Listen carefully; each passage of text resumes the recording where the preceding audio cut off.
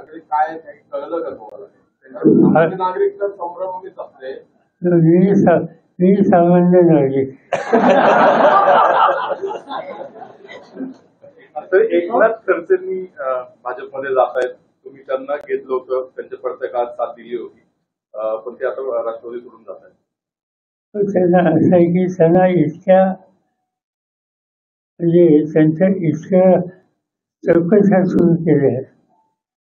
त्यांची व्यक्तिगत वापरती जेवढी असेल नसेल तेवढी सगळी तिच्यावर सुद्धा प्रचंड बंधनं आणली. त्यांना दैनंदिन कुटुंब चालवण्याच्यासाठी ज्या आवश्यकता असतात त्याची पूर्तता ही सुद्धा करता येत नाही. इतकी टोकाची भूमिका सत्ताधाऱ्यांनी त्यांच्याबद्दलची घेतलेली आहे आणि त्यामुळे ते हातवर झालेले असते. त्यांनी त्याचा माझ्याशी केली असं ते म्हणतात ते खरं आहे.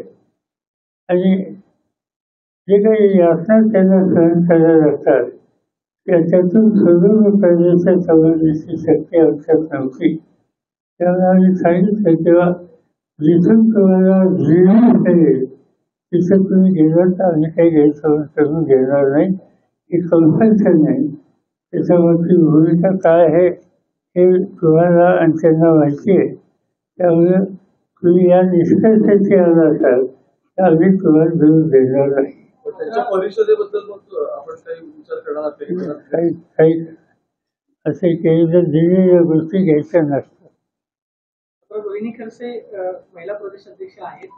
पक्षामध्ये राहण्याचा निर्णय घेतला त्याचं म्हणतात की मी कोणताही निर्णय करणार नाही, साहेबांच्या विचारांवर काम करणार. त्यांनी सांगितलं मला की मी पक्षाचंच काम करणार.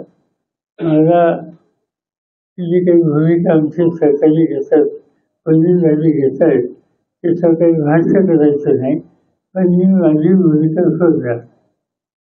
मोदी एरवी निवडणुकीच्या काळामध्ये महाराष्ट्रात येतात तेव्हा इथून मागं बघितलं गेलंय की त्यांचं नंबर 1 टार्गेट किंवा जे ते ज्यांच्यावर टीका करतात त्या तुम्ही क्रमांक 1 ला असतात.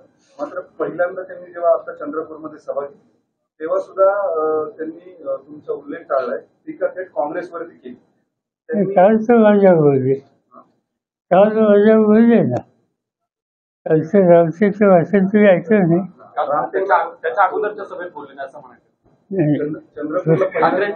कालची यशच आहे ना. तुम्ही आणि धैर्यशील मोहिते पाटील मगाशी तुम्हाला भेटून गेल्यानंतर आमच्याशी बोलताना असं म्हटले की मोहिते पाटील कुटुंबाचे आणि पवार कुटुंबाचे जुने ऋणानुबंध आहे. या सगळ्या प्रक्रियेमध्ये अजून सुद्धा विजयदादा दिसत नाहीये. तुमचं पडद्यामागे काही त्यांच्याशी बोलणं झालेलं होतं का? कारण काही नाही असे की विजयदादांना काही शारीरिक प्रश्न आहेत, त्यांना बोलायला त्रास होतो आणि त्याच्यामुळे ते समजले तिचा प्रत्येक निर्णय हा विजयदादांच्या समोरतीने त्यांच्या मार्गदर्शनाने त्यांचे सगळे सहकारी घेण्याच्या मनस्थितीत आहेत. उपमुख्यमंत्री अजितदादा बारामतीमध्ये बोलताना असं म्हणाले की बारामतीकरांनी आतापर्यंत साहेबांना निवडून दिलं, लेखीला निवडून दिलं, यावेळेस सुनेला निवडून द्या. आतापर्यंत बारामतीकर जे आहेत पवार आडनावाच्या पाठीशी उभे राहिलेले आहेत, त्यामुळे यांना सुनेला मतदान. त्याच्या चुकीचं काय असे 2 गोष्टी असतात. मूळ पवार आणि बाहेरून आलेला पवार.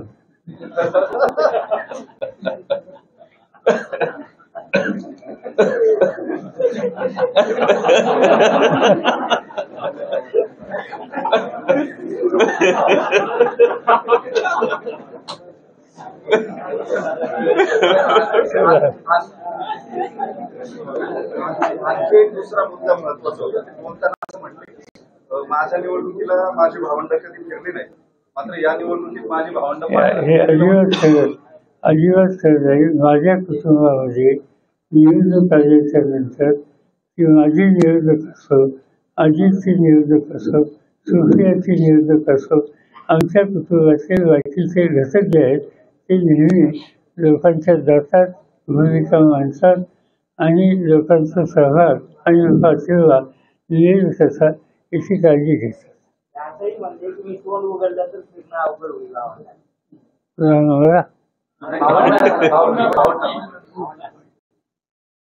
असं की माझ्या कुटुंबातले जे सगळे घटक आहेत त्या सगळ्यांचे व्यवसाय, शिक्षण या सगळ्या गोष्टी मला आणि जगाला माहिती आहेत. त्यामुळे त्याच्याबद्दलची चिंता आम्हाला होणार नाही. आणखी रिप जो दिसतोय तो या सगळ्या प्रक्रियेत रोहित पवारांनी एक फेसबुक लाईव्ह 3 दिवसापूर्वी केलं होतं आणि त्याच्यामध्ये त्यांनी अजित पवारांवरती काही गंभीर स्वरूपाचे आरोप केले होते, ज्याच्यात दादांचे खासगी कारखाने जे त्याच्यासाठी आलेले 4,000 कोटी रुपये कुठून आले, त्याच्यावरच्या चौकशा हेच त्यांच्या पलीकडे जाण्याचं कारण होतं का? भाजपसोबत असे काही प्रश्न उपस्थित केलेले होते. मी काही वाचलं नाही, मला माहिती नाही, माहिती जरूर घेईन मी. असं काही असलं विजय शिवतारेंनी जी काही भूमिका गेल्या महिन्यामध्ये घेतली होती त्या संदर्भात अजितदादा बोलताना असं म्हणाले की विजय शिवतारेंना उमेदवारी मागे घेऊ नका यासाठी अनेक ज्येष्ठ नेत्यांचे फोन आले. विजय शिवतारेंचे तसे कॉल्स आहेत ते सुद्धा मला दाखवलं. माझ्याच जवळच्या व्यक्तीने हे सगळं केलं असं मला वाईट वाटतं. काय का त्यांना कुणी सांगितलं असेल एखाद्या राजकीय पक्षाने तर चुकीचं काय? असे निर्णय पण खुश करण्यासाठी घ्यायचे असतात का आपल्या राजकीय पक्षाला सोयीसाठी घ्यायचे? त्याच्यात काही चुकीचं नाही, सांगितलं असेल. महाविकास आघाडीचा वरच्या पातळीवरचा समन्वय जो आहे तो उत्तम दिसतोय. परवा तुमची पत्रकार परिषद सुद्धा झाली. मात्र जागांवरून काही जागांवरून सांगली असेल किंवा भिवंडी असेल, उत्तर मध्य मुंबई असेल, या जागांवरून जो रिफ्ट तयार झालेला आहे खास करून काँग्रेस आणि शिवसेनेमध्ये, तो थांबायचं नाव घेत नाहीये. त्याचे रिपरकेशन खाली येत आहेत. मला काही दिसत नाही, कारण आम्ही जेव्हा बसलो प्रेस घेतली त्यावेळेला सगळ्या जागेच्या संबंधीचे प्रश्न विषय होते. सांगली असेल, मुंबई असेल, ही गोष्ट खरी आहे. ते पक्षाचे कार्यकर्ते त्यांची एखादी भूमिका आणि आग्रह असतो, पण पक्षाचं नेतृत्व, त्या नेतृत्वाने ते निर्णय मान्य केले, त्याच्यात एक पात्रता आहे. सांगलीत जास्त विश्वजित कदम आणि विशाल पाटील दोघेही अजूनही काँग्रेसमधला एक जुना गट जो आहे तो फार आक्रमक आहे. कदाचित असं म्हणतात की शेवटच्या मिनिटाला विशाल पाटलांना काँग्रेसकडून एबी फॉर्म देण्यासाठी सुद्धा प्रयत्न केले जात आहेत, खास करून विश्वजित कदम किंवा तो जो नाराज गट आहे त्यांच्याकडे. मला माहिती आहे असं आहे की तो काँग्रेसचा अंतर्गत नाही. काँग्रेस आणि शिवसेना त्यांनी आमच्याशी काही चर्चा केलेली नाही. त्यामुळे मला हे माहिती आहे की जे निर्णय घ्यायचे ते निर्णय घेताना संबंधित पक्षाला सुरुवातीला मान्य असं अर्थ नसतो, पण मान्यता दिल्यानंतर घ्यायचे नाही. थँक्यू. रमजानच्या शुभेच्छा. हो, आजचा दिवस हा सगळ्या विश्वामध्ये अतिशय आनंदाने साजरा करण्याचा दिवस आहे. आणि या रमजानच्या दिवशी तुम्हा सगळ्यांना भेटायची संधी मिळाली याचा मला आनंद आहे.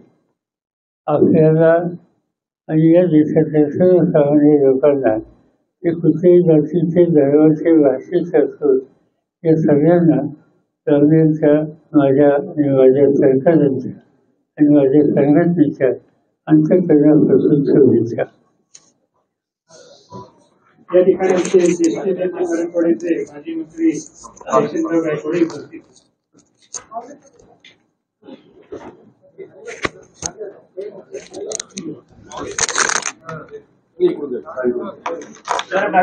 डावीकडे मोकळं करा, बाहेर बाहेर